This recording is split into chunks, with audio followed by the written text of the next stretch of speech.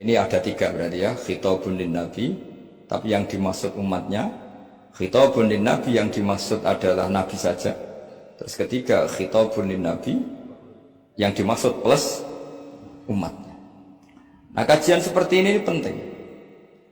Karena kesalahan Khawarij itu satu kelompok ekstrim yang tidak mengikuti Sayyidina Ali, juga gak mengikuti Sayyidina Muawiyah. Tidak mengikuti Ali, juga gak mengikuti Muawiyah. Disebut Khawarij. Khawarij itu jamaknya Kharijah. Dia keluar dari pikiran ala Sayyidina Ali, juga keluar pikiran dari Muawiyah. Di sini disebut dia khurud. Khurud dari kata Khawarij. Serba keluar, dia tidak mengikuti sana, tidak mengikuti sini. Akhirnya disebut Khawarij. Nah, Khawarij itu orang yang berpikir sesuai kritik yang dilakukan Quran.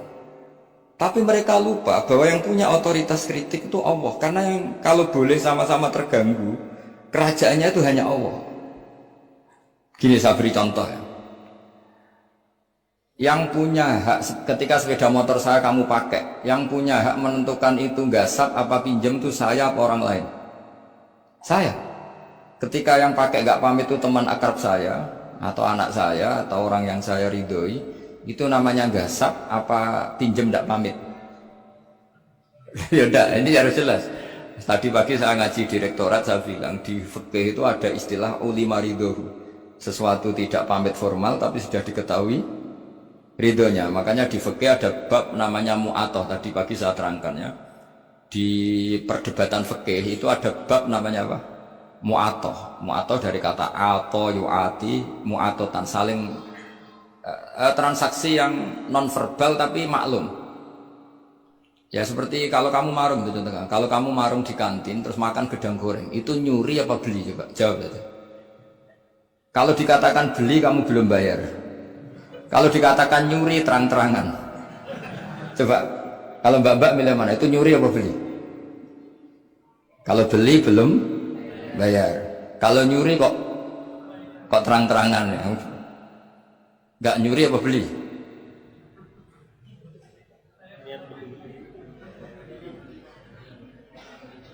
Jadi ada gedang goreng di warung, kamu datang langsung makan, ada kerupuk dimakan, ada telur asin dimakan. Itu nyuri apa beli? Nah, itu kalau orang fikih dibabkan kitabul bai'il mu'atoh, akad beli lewat jalur mu'atoh. Menurut Imam Abu Hanifah seperti itu dikatakan beliau pakai dalil al-adat muhakamah, bahwa adat itu berposisi seperti hukum. Karena posisi di warung, maka ngambil di situ dianggap memulai akad jual beli. Tapi karena ini sesuatu yang potensi masalah, Imam Syafi'i mengatakan itu enggak baik, enggak sah. Karena nanti kalau asumsi kamu gedang goreng itu 1.000, ternyata diregani 5.000 kan mangkel. Nah itu resikonya di situ, ya kan? Tapi kalau misalnya itu dikatakan, makanya Imam Syafi'i mengatakan itu profesional. Itu namanya ghormu. Ketika Anda bayar 5.000, itu namanya tebusan kesalahan. Jadi Imam Syafi'i melihat itu tidak jual beli, tapi tebusan kesalahan. Sehingga kalau saya jadi hakim, misalnya pembeli bilang, asumsi saya 1.000 Gus. Terus kata baek, kata penjual, enggak Gus, itu tak jual 5.000. Saya harus memenangkan baek. Memenangkan siapa? Penjual. Karena penjual adalah pemilik gedang goreng itu. Dan posisi yang makan adalah perusak barang orang lain. Gitu. Sehingga dimenangkan penjual. Ya, dimenangkan penjual. Kenapa dimenangkan? Karena cara berpikir fikih, karena dia yang punya otoritas itu, punya otoritas kepemilikan. Itu dalam fikih madzhab Bapak Syafi'i. Nah, itu penting dalam analogi surga dan neraka.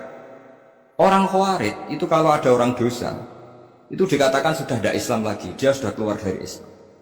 Orang dosa itu wajib disiksa oleh Allah. Mereka bilangnya ya wajib. Dalam kelompok Islam itu ada kelompok namanya Khawarij, orang yang sangat ekstrim dalam berpikir. Dia mengkafirkan orang yang melakukan dosa apa? Besar, dihukumi kafir. Tapi pendapat ahli sunnah tidak, orang dosa besar ya dosa saja, tapi tidak usah dihukumi kafir. Kenapa? Cara berpikir ahli sunnah, surga neraka itu milik Allah. Kalau yang punya saja tidak apa-apa, ngapain ada yang ribet?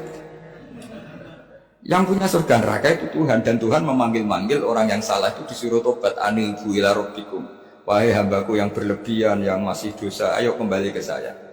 Kapan saja kembali ke saya tak terima. Sehingga dalam madzhab ahli sunnah, otoritas khitab, otoritas kepemilikan yang berhak ya yang punya, orang lain itu nomor 2. Sehingga tadi kalau Anda bawa kayak motor saya dan Anda teman akrab saya, tidak pamit saya, kalau saya bilang itu nggak apa-apa ya nggak apa-apa. Kalau saya bilang apa-apa ya apa-apa, nggak penting orang lain. Sehingga ini wilayah yang agak sensitif, tapi ini ilmu, mau tidak mau kita harus dengar. Sehingga di fikih ada bab ulima ridho. Misalnya ada orang makan gedang goreng di warung terus ditangkap Pak Polisi, wah ini pencurian, mesti bakulnya nggak terima, ndak ada ini pencurian, memang tak jual. Nah, yang kasus begini, ini yang kasus. Ini mungkin kasusnya anak-anak yang masih kos atau masih mahasiswa. Warung kantin dijaga ibu-ibu. Ada anak makan lahap, dikira belinya cash. Setelah dimakan ternyata akadnya utang. Nah, itu pertanyaannya itu halal apa enggak? Karena asumsi baiknya monggo-monggo. Karena apa sudah mengkhayal nanti ada sekian uang cash didapatkan. Ternyata nyatet atau hutang. Nah kalau ngomong di depan, Bu saya mau makan di sini hutang, kira-kira enggak boleh. Wah itu ada sekian PR, makanya saya sering muji orang-orang yang enggak alim. Enak-enaknya orang itu orang enggak alim, karena enggak kesulitan seperti ini. Kita sebagai peneliti fikih itu sering kesulitan. Nah sama Anda misalnya naik Grab atau naik taksi atau apa, ketika Anda naik itu posisinya enggak sap apa pinjem, dikatakan akad sewa belum bayar, dikatakan pinjem nanti harus bayar. Jadi ada sekian masail fikih yang jadi perdebatan. Nah, apapun itu nanti kata finalnya itu dia yang punya, yaitu supir taksinya atau baeknya, penjaga warung tadi. Sehingga hukum itu bagi orang lain sudah tidak sah kecuali bagi yang punya. Nah di sini ini kelihatan benarnya madzhab ahli sunnah wal jamaah. Ahli sunnah mengatakan apapun salahnya seseorang setelah dia beragama Islam itu wilayahnya Allah. Kita tidak bisa berbuat apa-apa. Makanya ada ayat laisa laka minal amri syai'un aw yatuba alaihim aw yu'adzibah. Muhammad meskipun kamu kekasih saya, kamu tidak punya otoritas menentukan si A dimaafkan, si A disiksa. Otoritas itu hanya bagi saya kata Allah. Sehingga banyak orang yang Nabi kurang srek karena membunuh pamannya Hamzah malah dikasih tobat sama Allah, namanya Wahsy. Wahsy itu orang yang Nabi gak suka karena pernah membunuh Sayyid Hamzah di perang Uhud. Tapi sama Allah marah dikasih tobat. Sa'labah yang sering ibadah di masjid, sering iktikaf, saking seringnya ibadah itu sampai digelari hamamatul masjid, merpatinya masjid. Tapi na'udzubillah beliau malah berakhir dengan su'ul khatimah. Kita tidak pernah tahu. Kenapa begitu? Karena begini, wilayah yang absolut itu hanya milik Allah Subhanahu wa Ta'ala.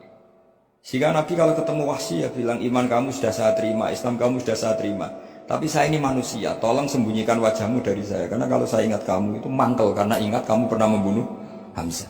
Tapi saya sebagai Nabi harus menerima iman kamu, karena Nabi itu gak boleh dendam. Tapi kalau mangkal-mangkal sedikit kayaknya agak boleh mungkin ya, mungkin itu ya. Tapi profesional, Nabi sebagai manusia nggak berkenan melihat Wahsy, tapi sebagai Nabi legowo terhadap imannya Wahsy.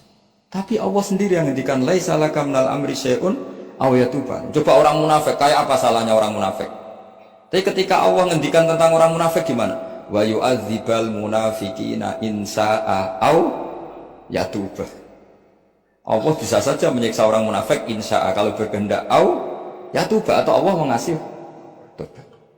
Nah karena pendapat ahli sunnah itu lebih valid sesuai ayat-ayat Quran, maka yang diikuti mayoritas di dunia adalah madzhab ahli sunnah wal jamaah. Dan itu dimulai cara berpikir yang sederhana, yang berhak menentukan khitab ya yang punya, titik saja.